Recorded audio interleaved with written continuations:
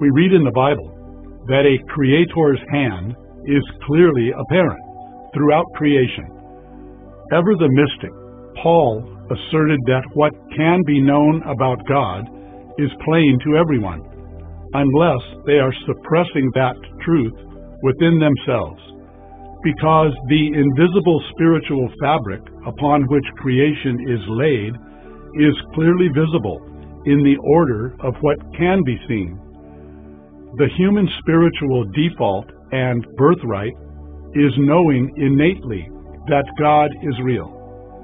When any person does not sense God's presence, it is because there has been some trauma to that person's psychic integrity.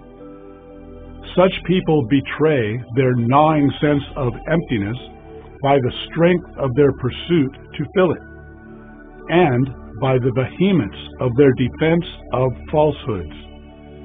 When people believe in things that are not true and cannot possibly be true, they are engaged in a fallacy of relevance. Even if preposterous things were true, they have no relationship to or effect upon the spiritual reality that underlies the apparent world. For that reason, a person trying to convince themselves that lies are true will quickly resort to anger and violence to defend them, while those anchored in truth do not feel defensive, because truth is always self-evident and always proves itself in the end. Like the Buddha taught us, three things always come out again: the sun, the moon, and the truth. I have never met a real atheist, and I no longer believe they exist. Every person I have met who claimed to be one was not practicing atheism, but idolatry. Every one of them devoted their energies to the pursuit of something and maintained that pursuit religiously. It is especially fascinating and revealing to meet those whose whole life seems devoted to fighting against the God they believe does not exist. To be against something you do not believe exists is a contradiction of terms. It is tragically ironic to hear a scientist go on about the complexity of the universe, then dodge the inferences that are drawn from his facts. It was Frank Zappa who observed that everyone believes in something, and everyone uses that something to support their own existence.